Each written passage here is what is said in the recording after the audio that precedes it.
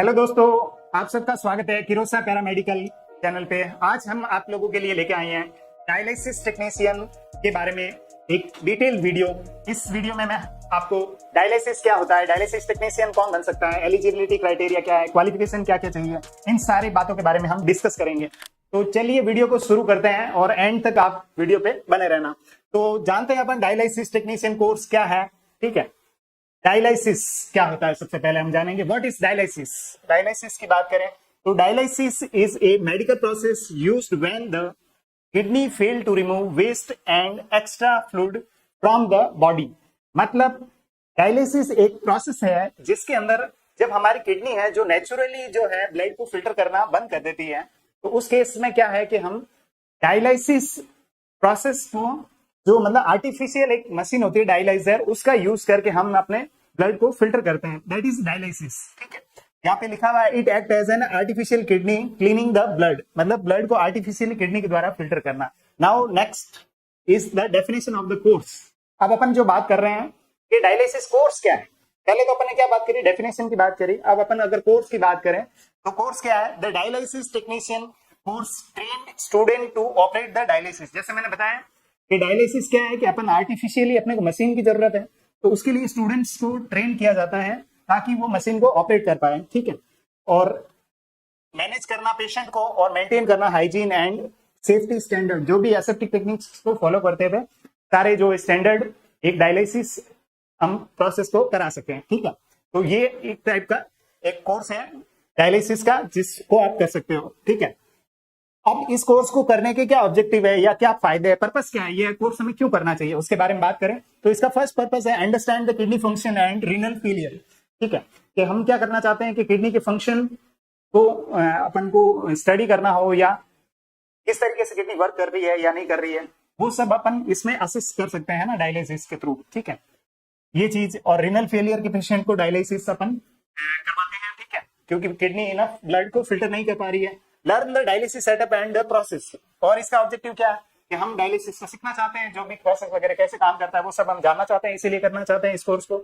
उसके बाद में handle emergency during the dialysis. ठीक है, हम जो भी इमरजेंसी सिचुएशन होगी वो उस डायलिसिस से सेटअप के थ्रू अपन उसको एनालिसिस करते हैं, उसको जानते हैं। ठीक है, उसके बाद में follow the medical ethics and communication protocols. ठीक है, जितने भी मेडिकल प्रोटोकॉल्स है या जितने भी जो कम्युनिकेशन है during the nurse patient communication है, या पेशेंट टू फैमिली कम्युनिकेशन है, या नर्स टू फैमिली कम्युनिकेशन है, ठीक है, वो भी हम इसके अंदर सीखेंगे, है ना। और क्या सीखते हैं अपन, जो एज ए नर्स की जो एथिक्स है या एज ए डायलिसिस टेक्नीशियन के जो एथिक्स होते हैं। ठीक है, मतलब एक मेडिकल पर्सनल के जो एथिक्स होते हैं, कहने का मतलब जो बेसिक उसके रूल्स एंड रेगुलेशन है डायलिसिस को करते हुए, वो सब क्या होते हैं उसके बारे में सीखेंगे ना।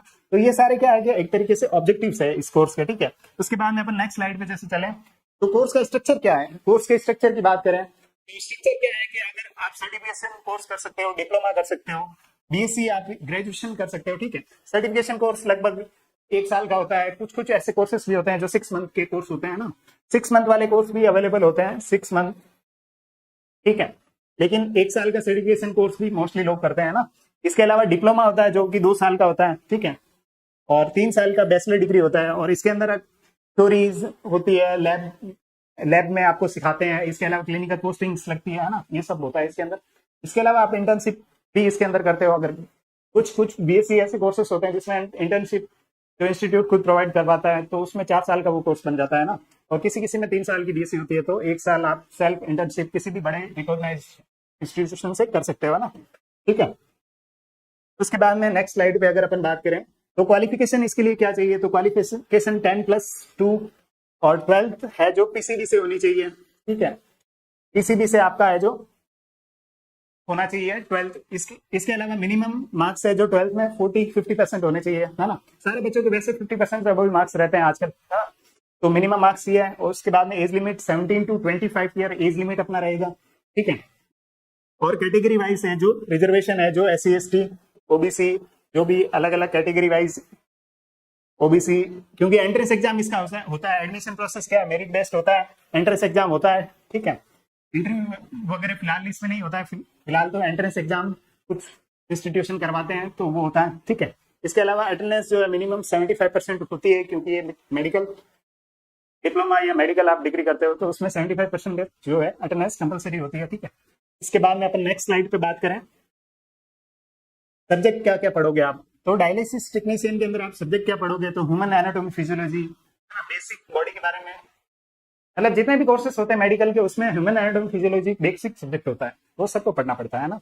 इसके अलावा biochemistry, microbiology, dialysis principle, dialysis machine operation, water treatment, patient care, record keeping, infection control, इस तरीके के सब्जेक्ट आपको पढ़ने के लिए मिलते हैं, ठीक है। इसके बाद में अगर नेक्स्ट अपन बात करें नेक्स्ट स्लाइड पे, सर्टिफिकेशन एंड रिकॉग्निशन, हाँ ये चीज बहुत इंपॉर्टेंट है। अगर आप कोई भी इंस्टीट्यूशन चूज करते हो तो वो जो इंस्टीट्यूशन है वो रिकॉग्नाइज्ड होना चाहिए, ठीक है।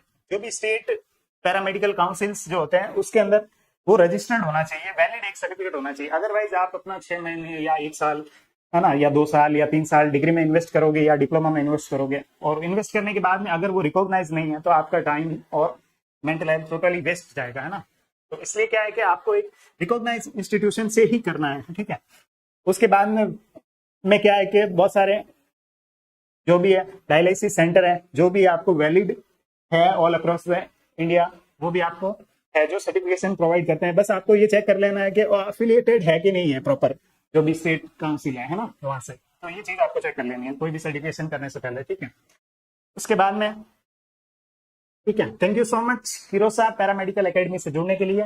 डायलिसिस के बारे में आपको समझ में आया होगा, डायलिसिस क्या होता है, डायलिसिस टेक्नीशियन कौन होता है, डायलिसिस टेक्नीशियन कौन बन सकता है, एलिजिबिलिटी क्राइटेरिया क्या है ना, एज लिमिट क्या है, और रिकॉग्नाइज इंस्टीट्यूशन से क्यों करना चाहिए वगैरह, ये सारी बातें मैंने आपको बताई।